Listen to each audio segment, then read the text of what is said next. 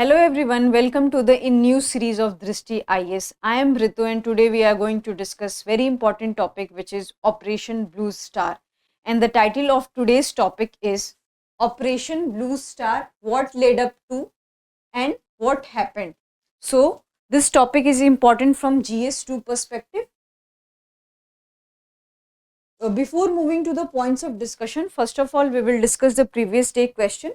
So the question was related to MPC of RBI, which is Monetary Policy Committee of RBI, and here I have given three options. Among them, only one statement is correct, and the correct statement is the committee is constituted by central government, and hence your answer would be only one, which is A option.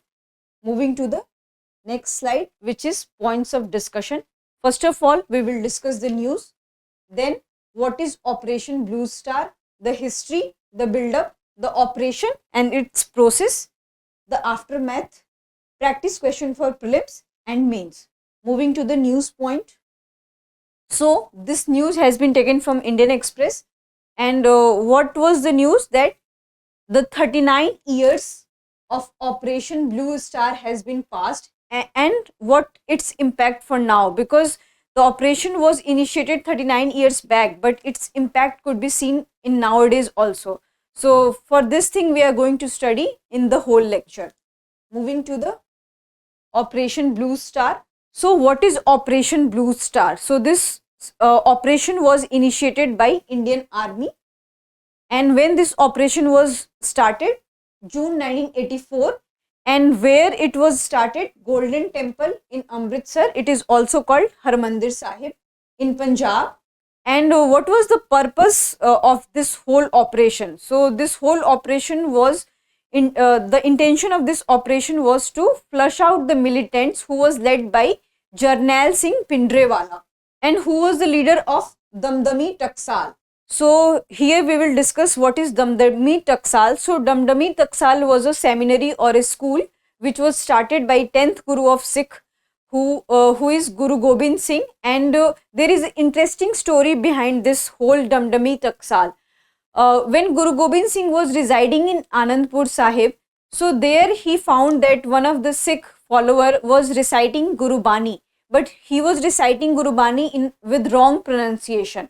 So he interrupted that person and he said that, Guru Bani is limb of Guru, and when you pronounce in a wrong way, it means that you are hurting the Guru. Then his followers asked him that, kindly teach them how to recite the Guru Bani. So in this way, this school has been started. So what we have seen here that, the intention of this school and earlier nature of this school was not militant in nature, but later they involved in such activities.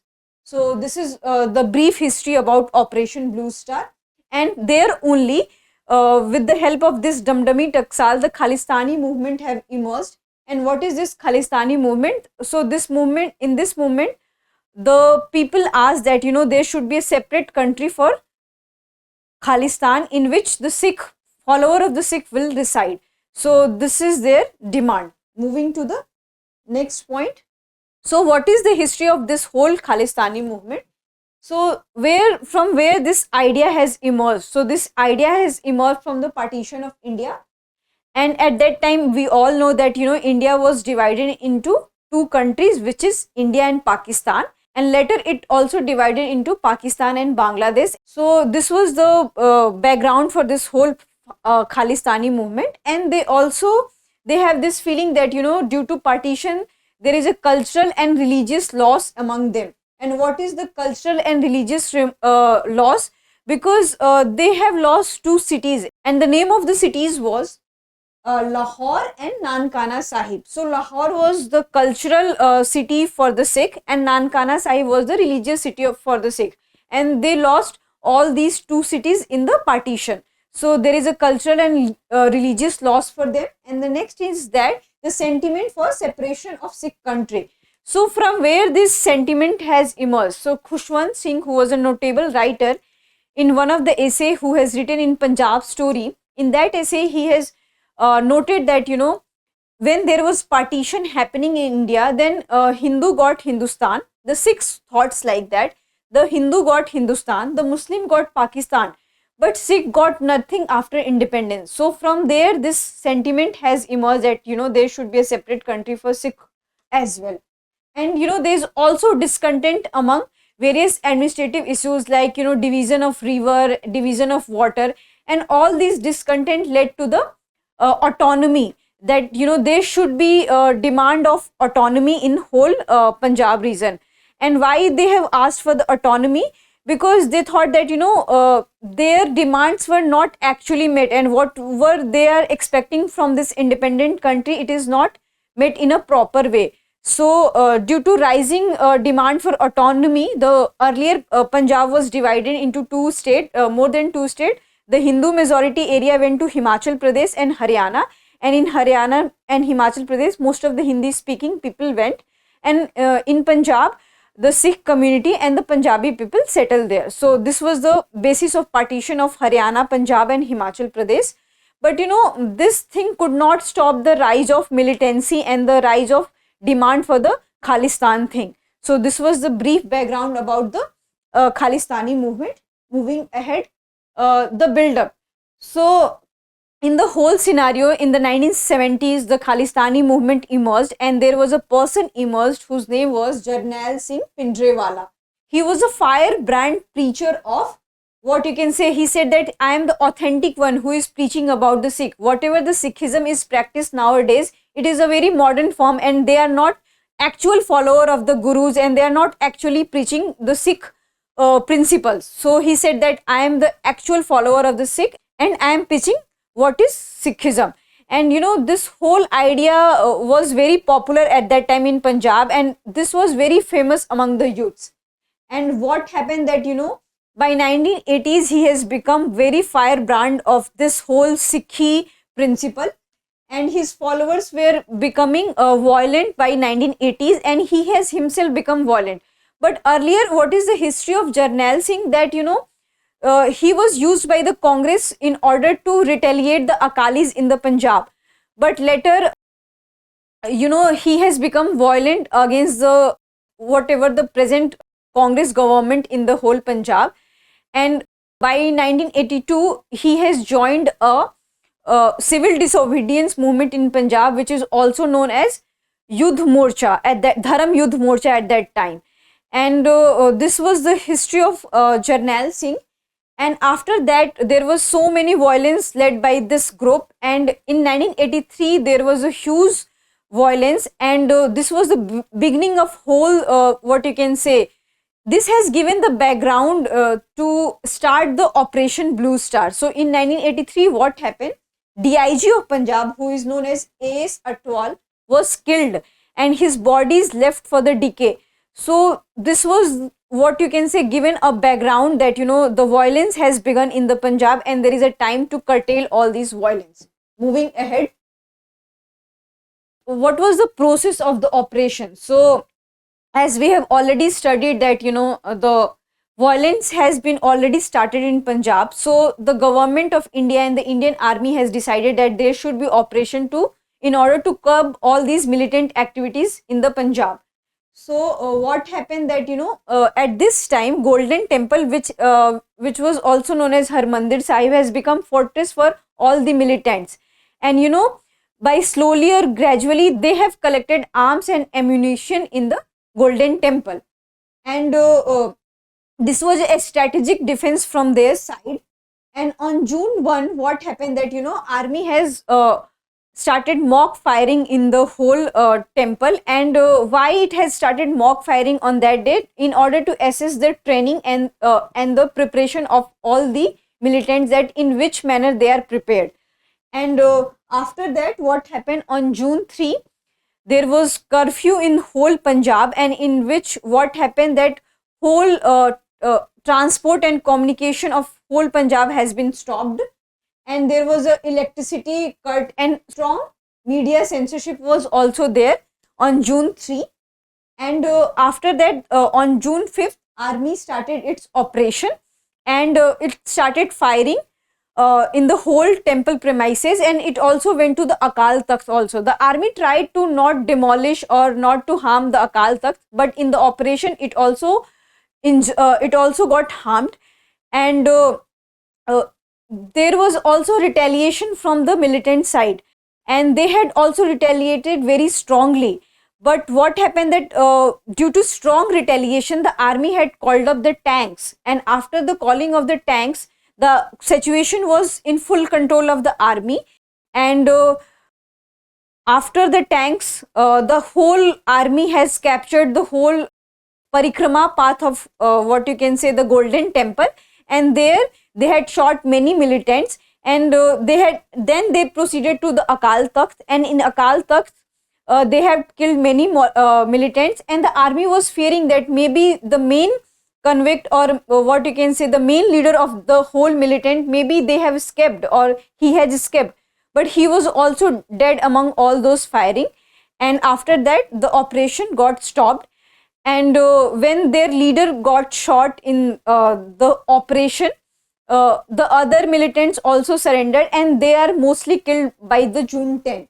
So this was the whole process of the operation of Bluestar. Moving ahead, what was the aftermath? Because this operation did not stop on June 10. The story continued till to date also, and the initial aftermath and initial impact, we could have seen that what was the impact of this whole operation. So what we have seen that nearly 600 people have died, among them 554 were militants and civilian, and 83 troops have died, and among 83 troops 4 officers also died and 79 soldiers.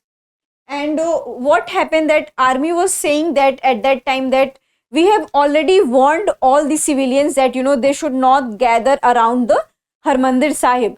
But in 2017, the Session Court of Amritsar has said that there was no such warning given by the Indian Army. So all these things are has collected resentment among whole Sikh community, and there was much severe impact we could have seen when on 31st October 1984, Indira Gandhi, who was the present Prime Minister of India, was shot dead and assassinated by his 2 Sikh bodyguards. So this was a huge resentment by the Sikh community. After that, there was another impact we could have seen that the India has seen its worst communal violence, and in that violence the Sikhs were openly targeted and killed. And among all these violence, in 2018, the Jarnail Singh, who was given the life imprisonment in 2018 because he has killed 5 persons during all these violence.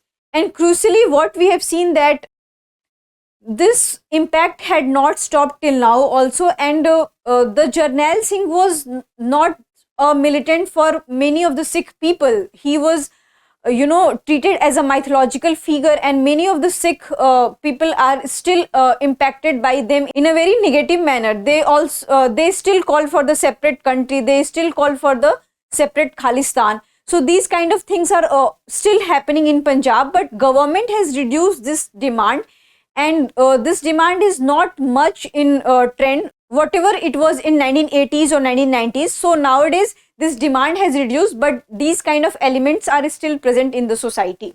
Moving ahead, so this is the practice question for prelims. We have also we have studied about the Operation Bluestar and its impact till now, and in the recent case we have seen that many anti-social elements have been arrested by the Punjab police because they were asking for the separate country, and these kind of elements are not present just in India, they are also present in other parts of the world. So this whole Khalistani movement is the government needs to be cautious about this movement for the now also, because this movement has been not stopped. It may have reduced, but it is there in the society. So this is very easy question for you. So the question is, the operation all out is related to. So your options are Punjab, Jharkhand, Manipur and Jammu and Kashmir. So you have to answer this in the comment section. Moving ahead to the mains part. So this is the mains question. So the question is, terrorism and insurgency are the most significant among India's security challenges. Discuss with reasons. So first of all, you have to divide your answer in 3 parts. First, you have to give intro of these 2 words, which is terrorism and insurgency. And then in the main part, first you have to write the what are the causes that these kind of things are happening in the country. So there may be cultural cause, there may be economic cause, there may be the social cause. And here they are asking for the terrorism and insurgency. It means that you have to incorporate all the areas, like areas of northeast states, areas of Chhattisgarh, areas of Jammu and Kashmir and Ladakh. So you have to incorporate all these areas, because here they are asking about the whole India. So first of all, you have to find out the reason, because in Manipur we have seen that recent insurgency, and there is a reason for insurgency, because the tribals are saying that their lands has been snatched by the government, and because they have been elected that they are involved in the poppy plantation, and as a result their land has been snatched by the government. On the other side, the government is saying that they are involved in illegal activities, and all those forest area belongs to the government of India and the state, Manipur state. So this is the reason we are capturing this area, but the tribals are saying that this all area belongs to us. So here there is a social and economic reason. So these kind of reasons are present in Jammu and Kashmir also, in Chhattisgarh also, and we can see there are various Maoist activities are also happening, and left wing extremism are also happening in the country.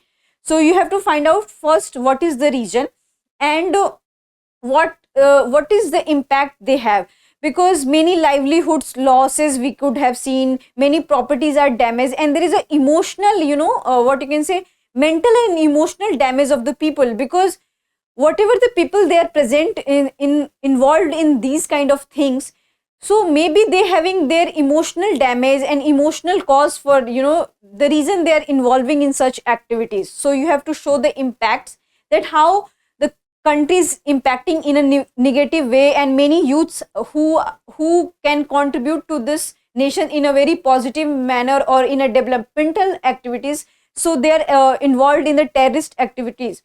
So this is the negative impact. And then in the end part, you have to write the way forward and what was the government of India's initiative regarding this. So in this you have to highlight the Operation All Out, Operation Rakshak, and there are also initiative introduced by the government of India like Manjil, Udan. So these kind of schemes have been initiated by government of India in order to improve the socio-economic condition of these people. And the here narratives plays very important part, because most of these groups came together because of the narratives, and there is constant fight between us versus them. What happened in Jammu and Kashmir in past years, what we have seen that most of the Kashmiris thought that they don't consider themselves as us, they consider themselves as that rest of the India belong to them and they are us. So most there is an emotional gap and what you can say cultural gap between the Kashmiris and the rest of the India. So these gaps should be fulfilled. If these gaps should be fulfilled, then we can see that these people will not be involved in the militant activities. So these kind of things you have to write in the way forward, that these gaps should be fulfilled, the narrative should be changed.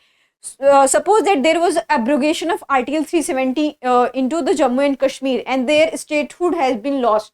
So the government of India and the state government should think about that, all these emotional damages and all these cultural damages should be fulfilled, and they have to change all the narratives around them, that government of India is thinking positive about them. So these gaps should be fulfilled.